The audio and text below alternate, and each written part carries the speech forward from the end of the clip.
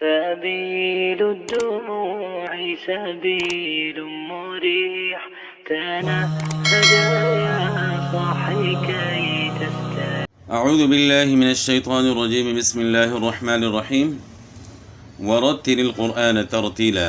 اللہ تعالیٰ کا فرمان ہے قرآن پاک خوب ٹھہر ٹھہر کر پڑھو. مخارج کے سلسلے میں ہم نے مخرج نمبر 1 پڑھ لیا تھا کہ مخرج نمبر 1 کا مخرج جو ہے وہ جوف دہن یعنی منہ کا اندر کا خالی حصہ ہے، اور یہاں سے تین حروف ادا ہوتے ہیں، واو الف یا، جن کو حروف مدہ کہتے ہیں. اور اس کے بعد پھر گلے کا نمبر آ گیا کہ گلے سے کتنے حروف ادا ہوتے ہیں، کہاں کہاں سے ادا ہوتے ہیں. تو آج ہم گلے کے متعلق جو ہے بات کریں گے، اور ان حروف کا نام کیا ہے. تو عربی زبان میں جو ہے گلے کو حلق کہتے ہیں. عربی زبان میں گلے کو حلق کہتے ہیں، اردو میں جو ہے ہم اس کو گلہ کہتے ہیں. تو گلے کا ایک آخر ہے جس کو اقصی حلق کہتے ہیں. اقصی حلق کا مطلب ہے کہ گلے کا وہ حصہ جو سینے کی طرف ہے، اس طرف ہے، اقصی حلق. وسط جو ہے عربی زبان میں درمیان کو کہتے ہیں. وسط حلق یعنی گلے کا درمیان، گلے کا وسط. ادنی حلق کا مطلب ہے کہ گلے کا وہ حصہ جو منہ کی طرف ہے. تو یہاں سے نمبر 1 شروع ہوگا، اس کے بعد نمبر 2، پھر نمبر 3. نمبر 1 مخرج تو پہلے جوف دہن ہو گیا، یعنی منہ کا اندر کا جو خالی حصہ ہے، الف و یا، وہ مخرج ہم نے پڑھ لیا ہے. تو اس کے متعلق آپ اس ویڈیو کو دوبارہ دیکھ سکتے ہیں سمجھنے کے لیے. تو یہاں ہم نے جو ہے گلے کے حروف کے متعلق بات کرنی ہے کہ گلے کے آخر سے جو ہے 2 حروف ادا ہوتے ہیں، حمزہ اور ہا. اس کو کہتے ہیں اقصی حلق، یعنی گلے کا وہ حصہ جو سینے کی طرف ہے، یہاں سے حمزہ اور ہا ادا ہوتے ہیں. ہا، یہ حروف جو ہے نا تقریباً اتنا مشکل نہیں، آسان ہی ہے ہا. اور اس طرح حمزہ بھی جو ہے اتنا مشکل نہیں. ہماری جو زبانیں ہیں، اردو ہو گئی، پنجابی ہو گئی، یا جتنی بھی مقامی زبانیں ہیں، ان میں جو ہے حمزہ کا پڑھنا جو ہے آسان ہے بنسبت عین کے. عین کے بعض جو ہے وہ ادائیگی جو ہے نا لوگوں کو جو ہے نا مشکل لگتی ہے. تو وہ پھر تجوید پڑھنا ضروری ہوتا ہے تاکہ جو ہے نا گلے کے درمیان والے حروف جو ہے نا ان کی ادائیگی بھی آ جائے. تو حمزہ اور ہا گلے کے آخر سے ادا ہوتے ہیں. یعنی نہیں کہ ہم حمزہ کر کے آواز نکالیں گلے آخر سے، اس طرح نہیں. حمزے کی حرکات کی آواز جو ہے نا گلے کے آخر سے نکالنی ہے. یعنی حمزہ کی جو آواز ہے، اس کے اوپر زبر ہوگی تو آواز ہوگی آ، زیر ہوگی تو ای، پیش ہوگی تو او، اے ای او.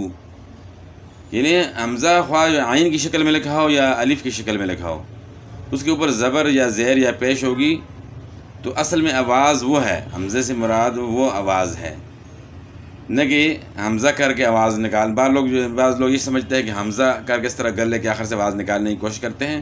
ایسا نہیں ہے، بلکہ حمزہ جو ہے نا حرکات کے ساتھ آواز ہے کہ حمزہ کے اوپر زبر ہوگی ا، زیر ہوگی تو ای، پیش ہوگی او، 2 زبر ان، 2 زیر ان، 2 پیش ان. یعنی یہ جو آواز ہے ا ای او، یہ ہے حمزے کی آواز ہے گلے کے آخر سے. اس طرح ہا کی آواز ہ ہی ہو. تو اصل آواز جو ہے نا وہ حرکات کے ساتھ ہے، خاص کر حمزہ کی. اس کے بعد پھر وسط حلق جو ہے نا یہ مخرج نمبر 3 آ گیا. مخرج نمبر 2 اقصی حلق، اور اس سے پہلے ہم نے جو پڑھا تھا مخرج نمبر 1 جوف دہن، منہ کا اندر کا خالی حصہ، وہ نمبر 1 تھا. اور اقصی حلق یہ گلے کا وہ حصہ جو سینے کی طرف ہے، اس کو اقصی حلق جو ہے کہتے ہیں. اور یہ مخرج نمبر 2 ہو گیا۔ اقصی حلق یعنی حلق کا وہ حصہ جو سینے کی طرف ہے۔ اس کے بعد مخرج نمبر 3 وسط حلق یعنی گلے کا درمیان، یہاں سے 2 حروف ادا ہوتے ہیں، عین ح۔ اب جو پریکٹس کی ضرورت ہے وہ مخرج نمبر 3 کی ہے۔ مخرج نمبر 3 جو ہے یعنی عین اور ح، یہ جو اجمی زبانیں ہیں، اردو ہو گئی یا پنجابی ہو گئی، پشتو ہو گئی، سندھی ہو گئی، کوئی بھی زبانیں جتنی جو عربی کے علاوہ جو زبانیں ہیں اس میں عین اور ح جو گلے کے درمیان والے حروف ہیں ان کو ادا نہیں کر سکتے۔ وہ عین کو عین پڑھتے ہیں، یعنی عین زبر آ نہیں پڑھ سکتے، عین زبر آ پڑھتے ہیں، یعنی حمزہ زبر آ یعنی حمزے کی آواز میں پڑھتے ہیں، تو عین کو چینج کر لیتے ہیں حمزہ کے ساتھ، یعنی عین زبر آ تو وہ آ پڑھتے ہیں، یعنی حمزے کی آواز نکالتے ہیں۔ مقصد کیا ہے کہ گلے کے جو 2 حروف ہیں عین اور ح، یہ ہماری جو زبانیں ہیں ان میں اگرچہ لکھا جاتا ہے لیکن ادائیگی اس کی جو ہے جب تک تجوید نہ پڑھی ہو تو اس وقت تک ان کا ادا کرنا مشکل ہوتا ہے، بلکہ ادا نہیں کر سکتے لوگ۔ تو یہ پریکٹس کے ساتھ جو ہے اگر کسی کا عین صحیح نہیں یا ح صحیح نہیں تو یہ کچھ دن پریکٹس کرنی پڑے گی، لگاتار گلے کے درمیان پہ انگلی رکھ کر ان کی پریکٹس کرنی پڑے گی، اور گلے کے درمیان سے جب آواز نکلے گی تو انگلی پہ محسوس ہوگا کہ یہاں سے آواز نکل رہی ہے۔ تو اس کا طریقہ جو پریکٹس کا جو ہے وہ قراء کرام اسی طرح ہی بتاتے ہیں کہ گلے کے درمیان پہ انگلی رکھ کر اس کی پریکٹس کریں۔ عین یعنی اس طرح آواز کریں گے، اس کی مثال صرف الٹی انسان کو آتی ہے تو وہ الٹی کرتا ہے تو اس طرح کرتا ہے، تو ایک عام یہ بچوں کو زیادہ یعنی مثال دی جا سکتی ہے سمجھانے کے لیے۔ عین عین اور پھر ح گلے کے درمیان سے آواز نکالنی ہے۔ اچھا، اب اس میں بھی یہ ح کی جگہ جو ہے نا ہا کی آواز لوگ نکالتے ہیں، یعنی ح زبر ح، تو وہ ہا پڑھتے ہیں، ہا کو بلکہ پوری طریقے سے صحیح طریقے سے یہ نہیں پڑھتے، آئی کر کے اس طرح پڑھتے ہیں، یعنی ہا کو بھی اکثر لوگ جو ہے نا وہ حمزہ کی آواز میں چینج کر لیتے ہیں، یعنی ہا کے بجائے آئی، اس کو بھی آئی پڑھ لیتے ہیں، لیکن عام طور پہ جو ہے نا ہا کی آواز کو ہا سے لوگ چینج کر لیتے ہیں، کیونکہ ہا کو ادا نہیں کر سکتے، پریکٹس نہیں ہوتی، تو یہ پریکٹس ہوگی انشاءاللہ یہ صحیح ہو جائے گا۔ ح یعنی ہم نے صرف آواز معلوم کی، ابھی اس کے بعد ہم نے حرکات کے ساتھ اس کی پریکٹس بھی کرنی ہے انشاءاللہ۔ وسط حلق یعنی گلے کے درمیان، یہاں سے 2 حروف ادا ہوتے ہیں، عین ح، عین ح۔ یہ میں نے جو ہے نا پریکٹیکل طور پہ جو ہے نا آپ کو جو ہے نا آواز بھی سنا دی اس کی، کہ اس طریقے سے آپ نے آواز نکالنی ہے، اور اگر آپ اس طرح آواز نہیں نکال سکتے تو کچھ دن پریکٹس کریں گے تو اس میں جو ہے یہ نہیں ہو سکتا کہ صحیح نہ ہو، صحیح ہو جاتا ہے، کسی کا جلدی صحیح ہو جاتا ہے، کوئی مثلا کہ 2 دن میں صحیح کر لیتا ہے، کوئی 1 دن میں صحیح کر لیتا ہے، کوئی ہفتہ بھی لگا لیتا ہے، کوئی 10 دن بھی، بعض ایسے بھی ہوتے ہیں کہ وہ مہینہ بھی لگا لیتے ہیں، لیکن یہ کہ پریکٹس کرنے کے ساتھ ہے، روزانہ انسان پریکٹس کرے تو انشاءاللہ یہ صحیح ہو جائیں گے۔ تو اس میں جو ہے نا یہ نہیں کہ یہ صحیح نہیں ہو رہا چھوڑو، اس طرح نہیں کرنا، کیونکہ قرآن پاک کو صحیح کرنا اس کو بہت ضروری ہے، کیونکہ ایک حرف کی جگہ دوسرے حرف کی آواز نکلے گی تو قرآن پاک پڑھنا جو ہے الٹا ثواب کے بجائے انسان گناہ گار ہو جاتا ہے، کیونکہ معنی جو ہے نا اس میں جو ہے تبدیلی آ جاتی ہے۔ تو اس لیے آپ نے پریکٹس لازمی کرنی ہے، اس کو صحیح کرنا ہے۔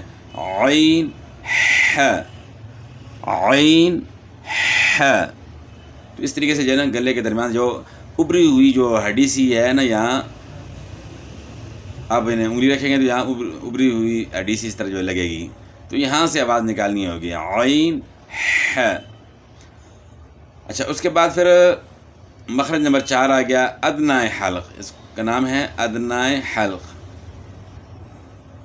یعنی حلق کا وہ حصہ، یعنی گلے کا وہ حصہ جو منہ کی طرف ہے، یہاں سے 2 حروف ادا ہوتے ہیں، غین خا، غین اس طرح انسان غرارہ کرتا ہے، منہ میں پانی ڈال لیتا ہے، تو عام طور پہ یعنی بچے اس طرح کرتے ہیں، تو منہ کے اندر پانی ڈال کر غرارہ کرتے ہیں، تو جو غرارے کی آواز آتی ہے یہیں سے غین ادا کرنا ہے، لیکن ان دونوں حروف جو ہے نا ان کی آواز موٹی ہوگی، غین کی بھی اور خا کی بھی، غین خا، غین خا، دونوں کو جو ہے گلے کے شروع سے ادا کرنا ہے، یعنی ادنی حلق سے، یعنی حلق کا وہ حصہ جو منہ کی طرف ہے۔ اب ہاں ہم نے تو ان کی پہچان کر لی، آواز جو ہے نا ان کی پہچان لی کہ اس طریقے سے ان کی آواز نکالنی ہے۔ اقصی حلق سے حمزہ ہے، اور وسط حلق یعنی گلے کے درمیان یہاں سے عین اور ح ہے، عین ح۔ اچھا ایک بات اس میں اور آپ نے جو ہے نا ذہن میں رکھنی ہے کہ گلے کو گھونٹنا نہیں ہے۔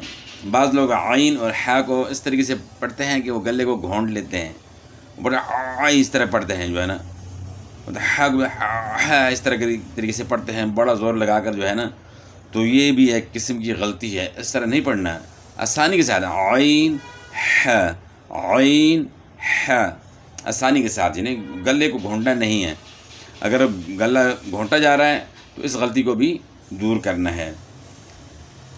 اور اس کے بعد پھر غین خا، غین خا۔ اچھا خا کی آواز جو ہے نا، جو گلے کے شروع سے خرخراہٹ کی آواز جو نکلتی ہے، تو یہیں سے نقطے والی خا جو ہے نا یہاں سے ادا ہوگی، لیکن اس کو موٹا کرنا ہے، اور اس کا یہ مطلب نہیں کہ آپ خرخراہٹ پیدا کریں، مطلب یہ ہے کہ وہاں سے اس کو ادا کرنا ہے، خا خا۔ اچھا ایک بات دوسری ہے کہ موٹے حروف میں عام طور پہ لوگ جو ہے نا وہ کیا کرتے ہیں کہ ہونٹ گول کر لیتے ہیں، جنہیں غین میں بھی ہونٹ گول، غین پڑھ لیتے ہیں، انہیں ہونٹ گول کر لیتے ہیں، اس طرح خا کا خوا اس طرح کر کے پڑھتے ہیں، انہیں ہونٹ گول کر لیتے ہیں۔ تو کسی حرف کو موٹا کرنے کے لیے جو ہے ہونٹ استعمال نہیں کرنے۔